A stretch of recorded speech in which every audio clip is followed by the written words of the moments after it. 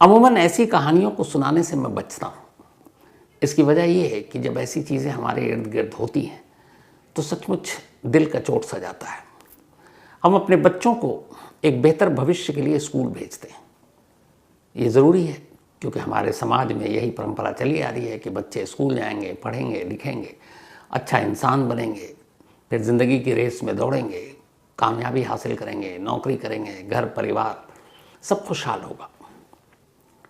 और वो बच्चे 6-8 घंटे अपनी ज़िंदगी स्कूल को देते हैं। छोटे छोटे बच्चे से लेकर बड़े 12वीं तक हमारे यहाँ स्कूली सिस्टम, एजुकेशन सिस्टम ऐसा ही है। और फिर हम कॉलेज में पहुँचते हैं। लेकिन इस दौरान जो बच्चे, छोटे बच्चे होते हैं, मासूम बच्चे होते हैं, स्कूल में उनको क्या माहौल मिलता है, उनके साथ क्या कुछ होता है, उन पर क्या बीतती है, बहुत सारे माँ बाप शायद कभी ये जान ही नहीं पाते या जानने की कोशिश नहीं करते। कई बार ऐसा मौका मिलता है जब बच्चे खुद माँ बाप को बताने की कोशिश करते हैं, माँ बाप अनदेखी कर देते हैं। कई बार ये भी होता है, उन्हें लगता है बच्चा झूठ बोल रहा है, ड्रामा कर रहा है, और उसके साथ जो कुछ हो रहा है वो हम समझने की कोशिश नहीं करते। ये सारी बातें मैं इसलिए कह रहा हूँ क्योंकि आज मैं आपको 2 बच्चों की मौत की कहानी सुनाने जा रहा हूँ। और इस कहानी के साथ मैं एक सवाल भी पूछने जा रहा हूँ कि आखिर इन मासूम मौतों के लिए जिम्मेदार कौन है? स्कूल, समाज, माँ बाप की सोच, या फिर वजह कुछ और है? ज़िंदगी में कामयाबी की जो रेस के पीछे हम सब भाग रहे हैं वो। इस कहानी को सुनाऊं और एक बच्ची की पहली मौत से कहानी शुरू करूं, उससे पहले एक ऑडियो सुनाना चाहता हूं आपको। ये उसी बच्ची की आवाज़ है जो अब इस दुनिया में नहीं है। ये फ़ोन पर बातचीत है और ये बच्ची अपनी माँ को फ़ोन करती है और माँ से फ़ोन पर रोते हुए कुछ कह रही है। क्या कह रही है आप भी सुनिए। हाँ बेटा,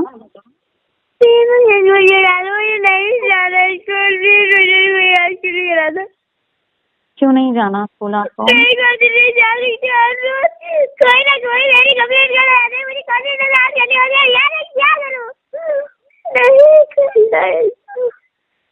कौन कंप्लेंट कर रहा है आपकी?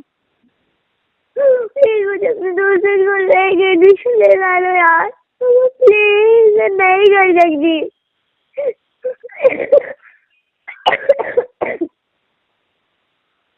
मैं आके ऑफिस से आके बात करती हूँ, प्लीज। ठीक है। ठीक है। तो इस ऑडियो को आपने सुना। ऐसा कई बार होता है घर में, जब कई बार बच्चे स्कूल ना जाने का मन होता है तब भी कहते हैं स्कूल नहीं जाना है, वहाँ पे मुझे तंग करते हैं, मारते हैं, पीटते हैं, जो भी है, लड़ाई झगड़ा। बट इस बच्ची ने जो कुछ फ़ोन पे कहा था वो गलत नहीं था। हालांकि उसकी मौत से कुछ वक्त पहले का ये ऑडियो है, लेकिन तब भी ये बच्ची परेशान थी, स्कूल नहीं जाना चाहती थी क्योंकि कुछ बच्चे उसी के क्लास के उसे तंग करते थे, उसके कॉन्फिडेंस को तोड़ रहे थे, और वो लगातार इस बात की शिकायत अपने पेरेंट्स से, स्कूल की टीचर से, हर एक से कर रही थी।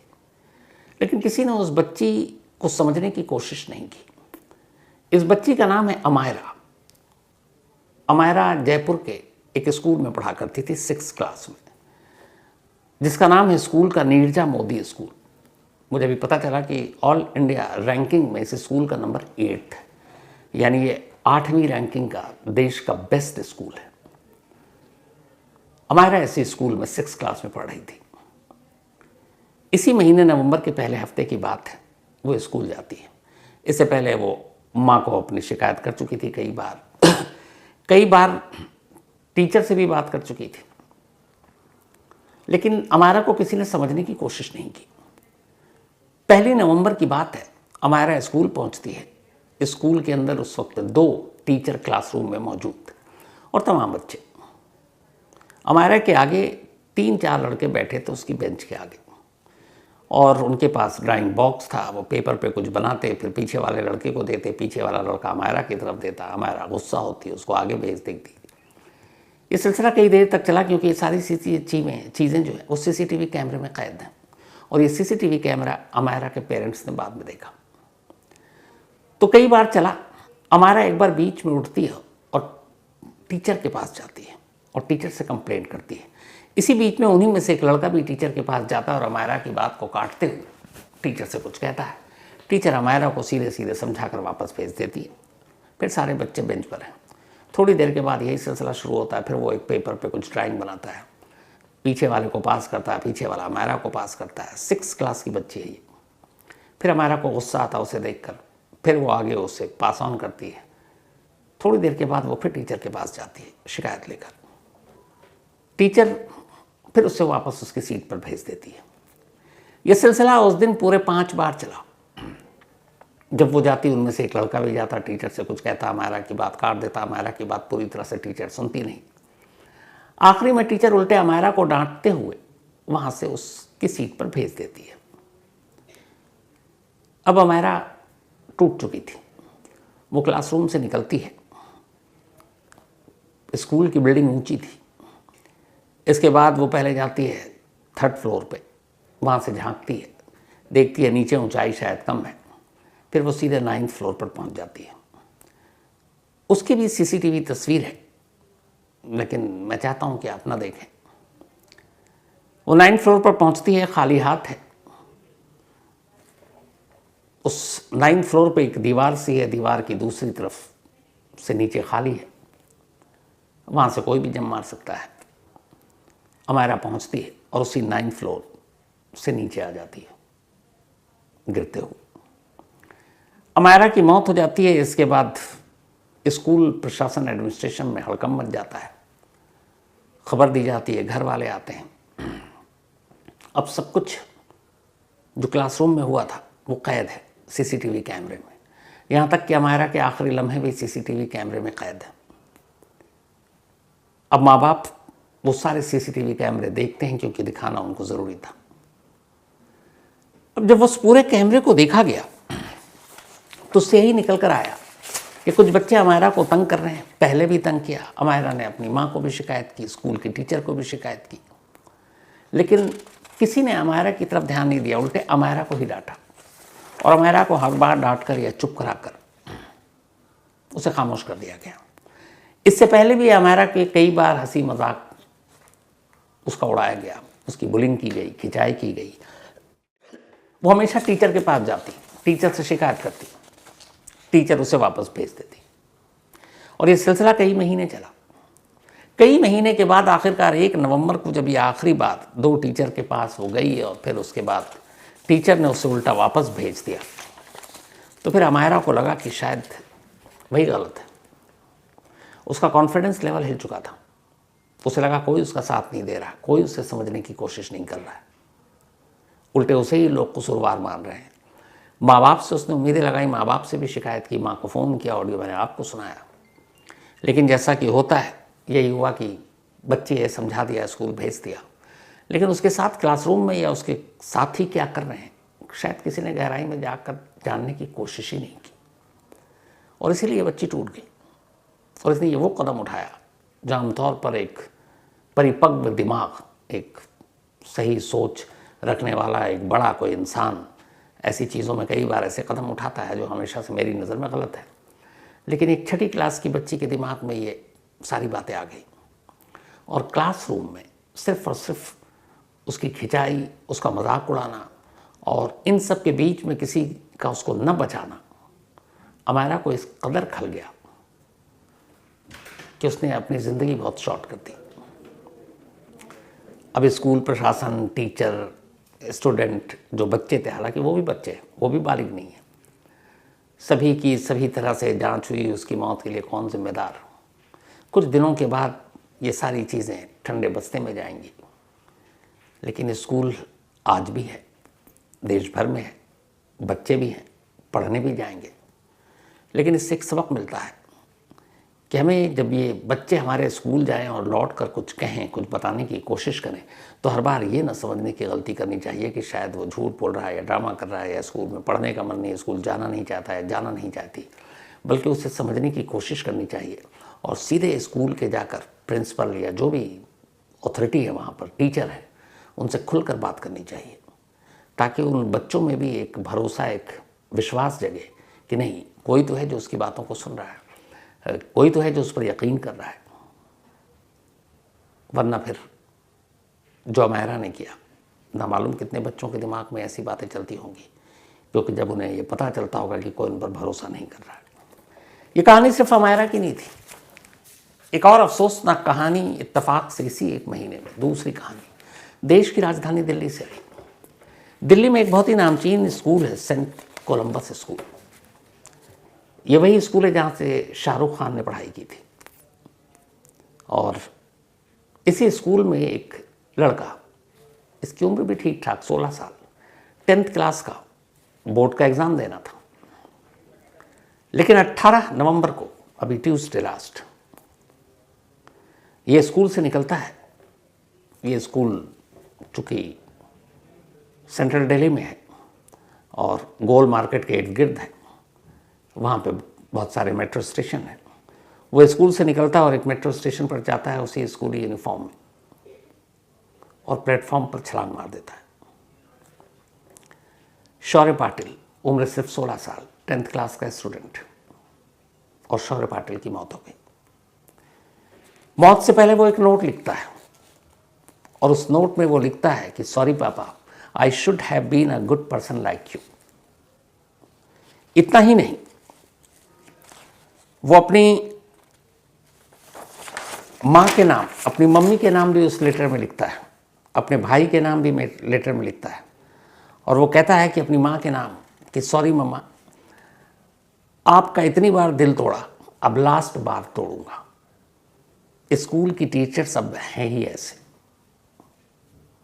ये उसने अपनी माँ के लिखा था, कितनी बार आपका दिल तोड़ा, अब आखिरी बार तोड़ रहा हूँ, क्या करूँ, स्कूल के टीचर है ही ऐसे।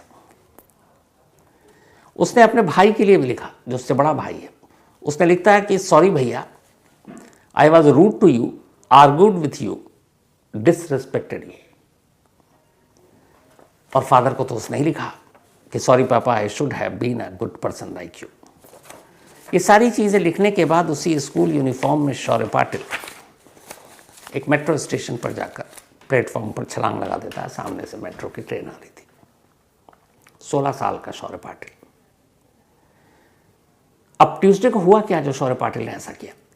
शौर्य पाटिल के साथ पिछले 4-5 महीनों से क्लास में, स्कूल में टीचर्स उसको बार बार नीचा दिखा रही थी, इंसल्ट कर रही थी। एक बार धक्का भी दिया। एक बार टीचर के रवैये से वो इतना ज़्यादा अफसोस में हो गया कि रोने लगा, और टीचर ने कहा कि तुमको जितना मन करे बैठ के रो, हमें कोई फ़र्क नहीं पड़ता। स्कूल में कोई डांस के प्रोग्राम की तैयारी चल रही थी। ट्यूसडे के दिन उसी डांस की जो परफॉर्मेंस थी, उसकी तैयारी में शौर्य का भी नाम था, वो भी कर रहा था। लेकिन अचानक डांस के रिहर्सल के दौरान वो गिर पड़ा। जब गिरा तो एक टीचर ने उसे बुरी तरह हड़का दिया। उन्होंने कहा कि तुम यहाँ से अब जाओ, तुम जानबूझ कर गिर रहे हो, तुम ड्रामा कर रहे हो। इससे पहले टीचर ने माँ बाप को भी 1-2 बार बुलाकर धमकाया कि इसको हम स्कूल से बाहर कर देंगे लास्ट टाइम में, और वो बार बार कहता कि मेरी गलती नहीं है। एक आध सब्जेक्ट में वो कमज़ोर था, लेकिन ठीक ठाक था पढ़ने लिखने में। लेकिन टीचर ने कभी भी उसका हौसला नहीं बढ़ाया। और वही 3-4 टीचर और एक प्रिंसिपल, जिनके सामने भी उसको कई बार इंसल्ट किया गया, उसे झूठा कहा गया, माँ बाप को बुलाकर उनके सामने उसको डिसरिस्पेक्ट किया गया, ये सारी बातें शौर्या के दिमाग में बैठती गई। और उसने कई बार कहा कि मेरी टीचर मेरे साथ सही बर्ताव नहीं करती हैं, सौतेला बिहेवियर है उनका। घर वालों ने नहीं सुना, घर वालों ने अपने बेटे को ही जिम्मेदार माना। शौर्य कई बार समझाने की कोशिश करता रहा, कई बार टीचर से जाकर मिला, कई बार टीचर से उसने बात करने की कोशिश की, लेकिन टीचर ने हर बार उसे कहा कि तुम कुछ नहीं कर पाओगे। 1-2 बार धक्का दिया। लास्ट जब उसने उस डांस परफॉर्मेंस के दौरान वो गिर गया, तो फिर सभी के सामने उसे कहा गया कि तुम ड्रामा कर रहे हो, तुम जानबूझ कर गिरे। ये बात उसके दिल में घर कर गई। उसी के बाद वो उसे बाहर कर दिया गया था। वो बाहर निकलता है और अपने उसी स्कूल यूनिफॉर्म में स्कूल के बैक गेट से पैदल निकलता है, नज़दीकी मेट्रो स्टेशन पहुंचता है, छलांग मार देता है।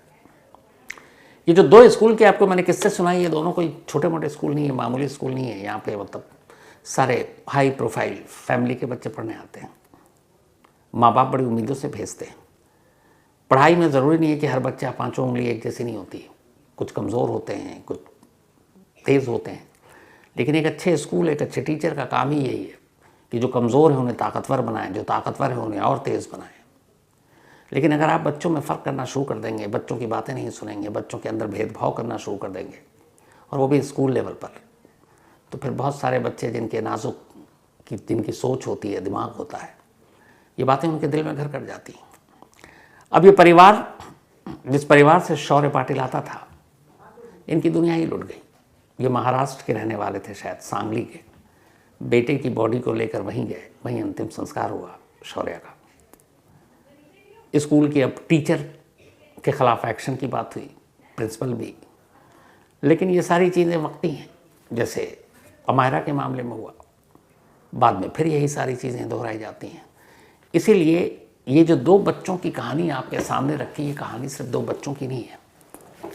हर माँ बाप, हर स्कूल, हर टीचर, हर प्रिंसिपल का ये फ़र्ज़ है, ये जिम्मेदारी है कि वो बच्चों के जहन को पढ़ने की कोशिश करें, समझें कि उसके दिमाग में क्या चल रहा है। अगर इस कम उम्र में, इस कम सिन उम्र में ये बच्चे इस तरह के कदम उठा रहे हैं, तो ये हमारी सोसाइटी, समाज के लिए वाकई ख़तरनाक है।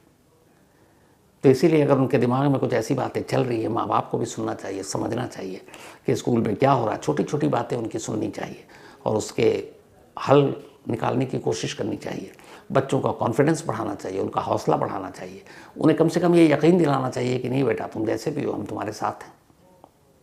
और यही काम स्कूल का है, स्कूल टीचर का है। और स्कूल का काम क्या, यही तो है कि एक मिट्टी के सांचे की तरह एक बच्चा आपके स्कूल आता है, आपको उसको अच्छा इंसान बनाना है। अच्छा इंसान सिर्फ वो नहीं होता जो पढ़ने लिखने में ब्रिलियंट हो।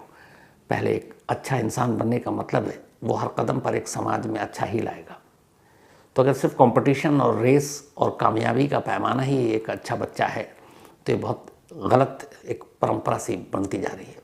और माँ बाप भी यही, हर माँ बाप चाहते हैं उनका बच्चा जो है हर चीज़ में अव्वल आए, चाहे खेल हो, चाहे पढ़ाई हो, चाहे एग्ज़ाम हो। हर एक की अपनी एक क्षमता और उसकी काबिलियत को परखने और समझने की ज़रूरत है। और सबसे बड़ी बात तो यही है कि जब आप रेस में दौड़ा रहे हो, या स्कूल हो या पेरेंट्स हो, अगर वो बच्चा ही नहीं रहेगा तो फिर क्या आप किससे उम्मीदें लगाओगे। इसलिए ज़रूरी है बच्चों को समझना। बस कहानी में इतना ही। अब आप